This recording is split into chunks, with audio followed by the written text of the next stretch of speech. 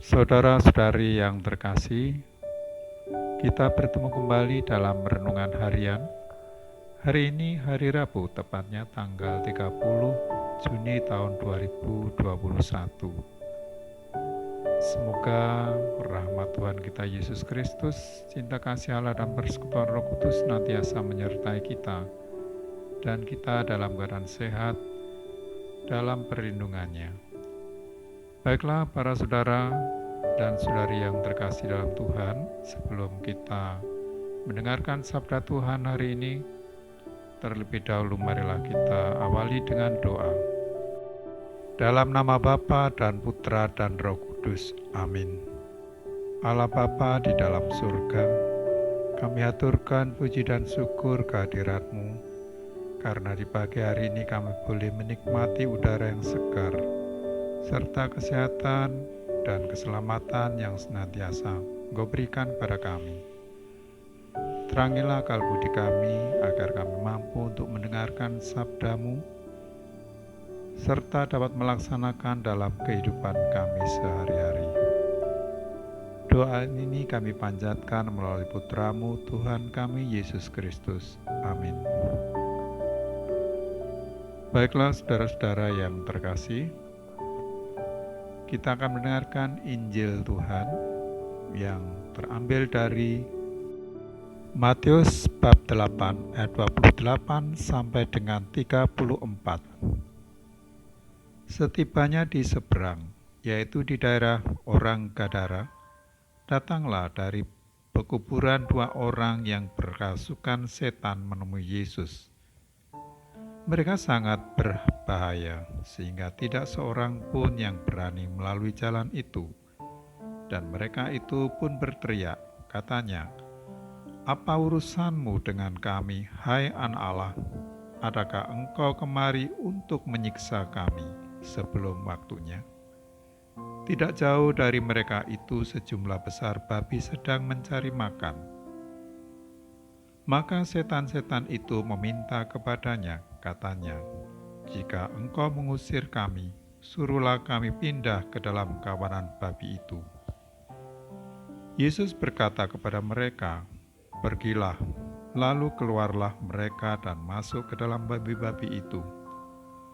Maka terjunlah seluruh kawanan babi itu dari tepi jurang ke dalam danau dan mati di dalam air.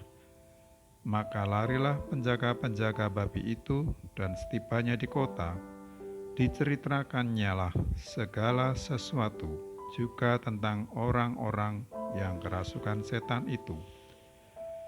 Maka keluarlah seluruh kota mendapatkan Yesus, dan setelah mereka berjumpa dengan Dia, mereka pun mendesak supaya Ia meninggalkan daerah mereka.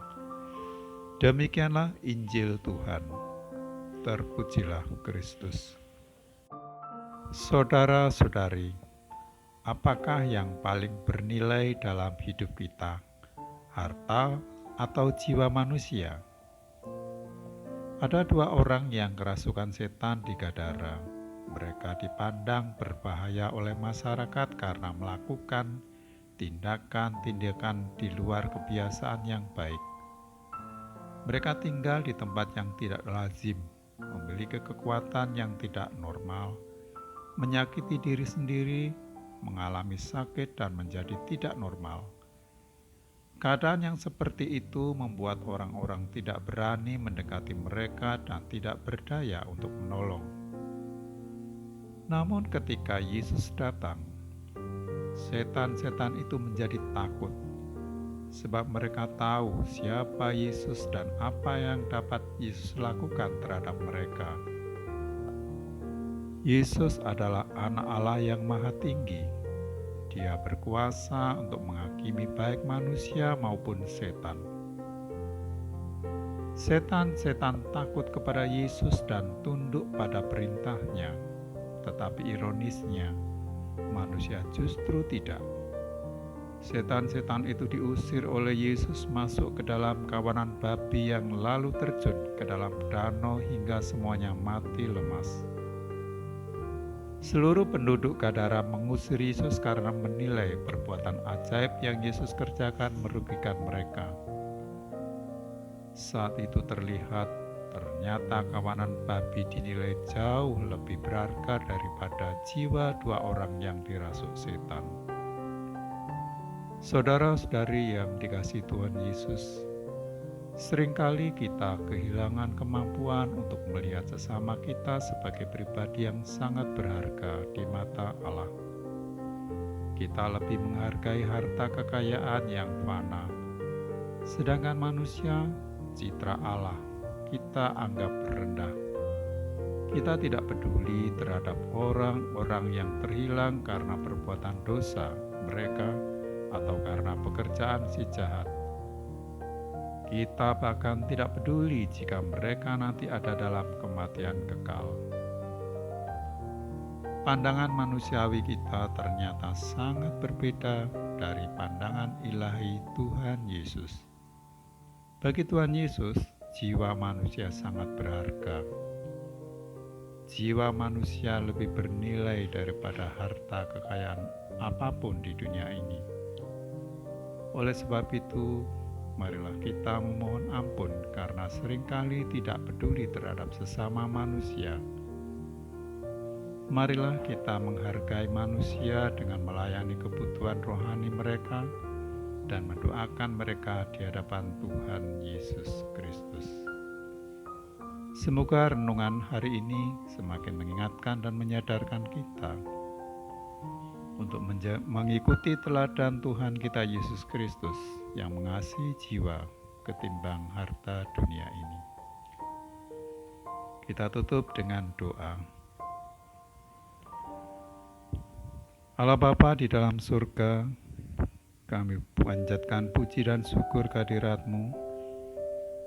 Pada pagi hari ini Engkau telah mengingatkan kami melalui sabda Tuhan yang mengingatkan bahwa jiwa manusia lebih berharga daripada harta dunia ini.